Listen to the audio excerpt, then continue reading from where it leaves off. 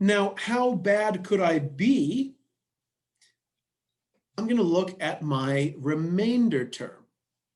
So just as a reminder, if we have a Taylor series, and if that Taylor series is in fact equal to some function, then we know how well that Taylor series, that Taylor polynomial, that truncation, that finite sum, we know how close that is to the function just by subtracting.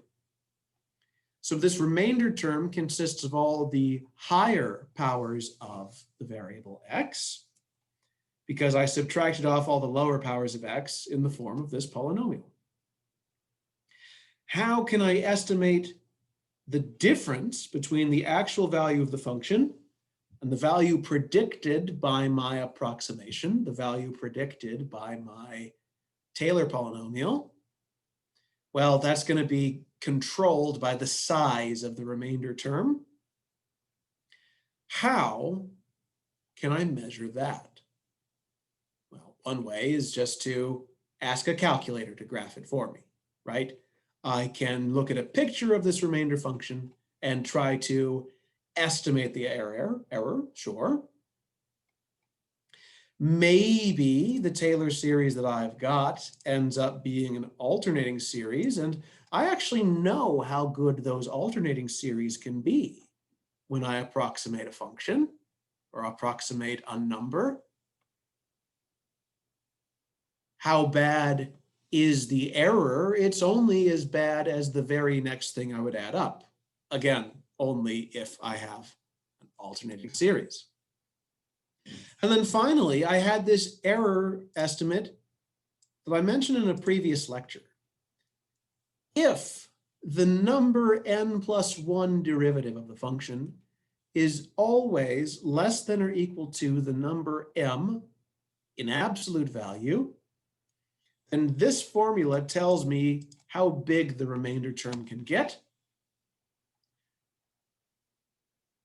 In an absolute value, the remainder term will be bounded by that same number m divided by n plus 1 factorial.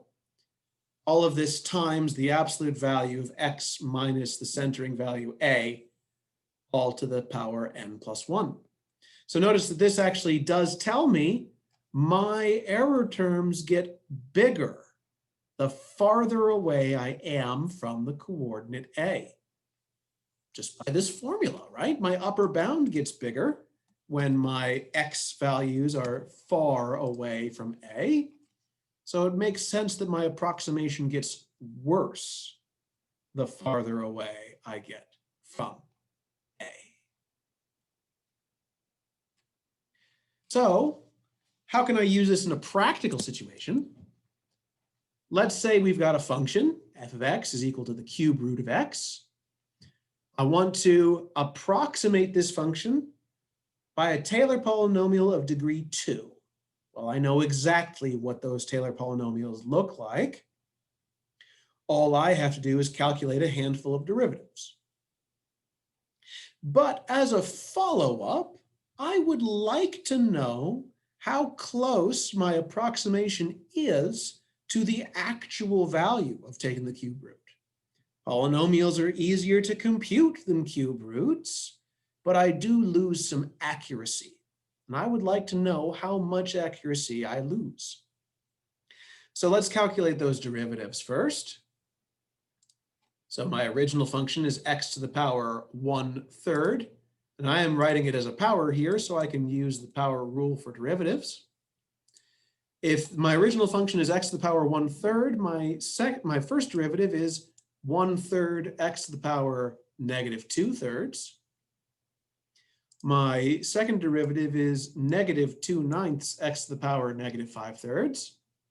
And then the last one that I'm using here is the third derivative, 10/27 x to the power negative 8/3. Again, all just using the power rule for derivatives. Now, I need to know what numbers those derivatives produce evaluated at the coordinate 8. Okay, well, I'll plug in an 8. My original function is 2. I'll plug in an 8. my derivative is 1/12. I'll plug in an 8. My second derivative is negative 1 on 144. Again, just plugging it in, seeing what I get. So putting it all together tells me what the polynomial should be. I use the value of my original function for the constant term.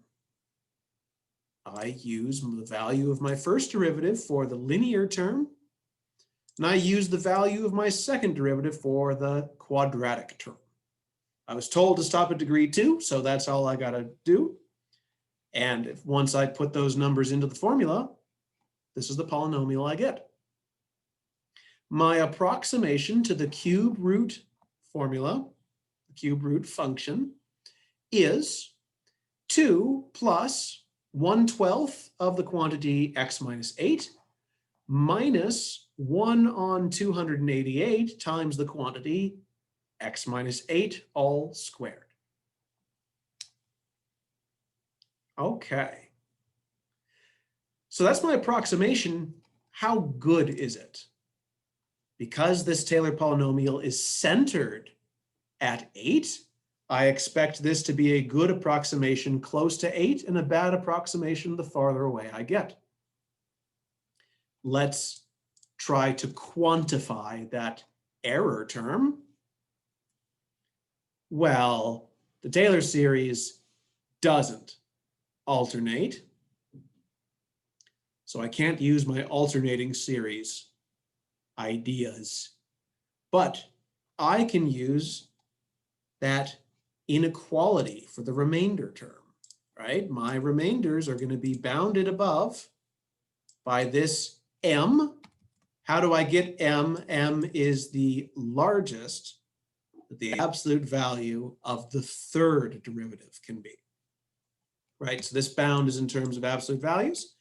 I'm going to calculate that third derivative. Oh, I already did that.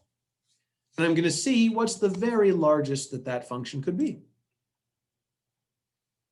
Well, I need to calculate x to the power 8/3. And as long as I'm looking at values of x that are greater than or equal to 7,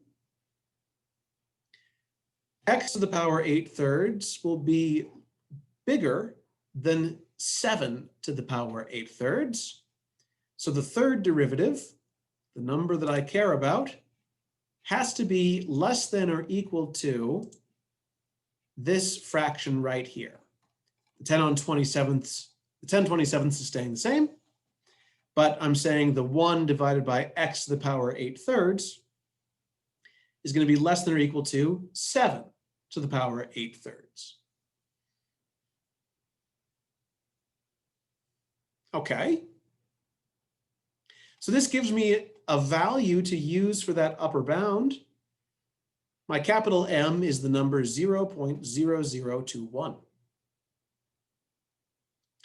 So the inequality tells me that my remainder term, as long as I am distance 1 away from 8 or closer, my remainder term is going to be bounded above by, here's my capital M, just putting in that decimal value here. Since I'm using my second Taylor polynomial, I divide by 3 factorial.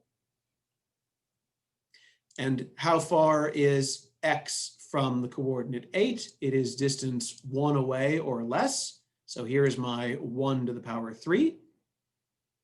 This is just a number I can compute, and it is 0.0004. Well, a little bit smaller than that. I'm rounding.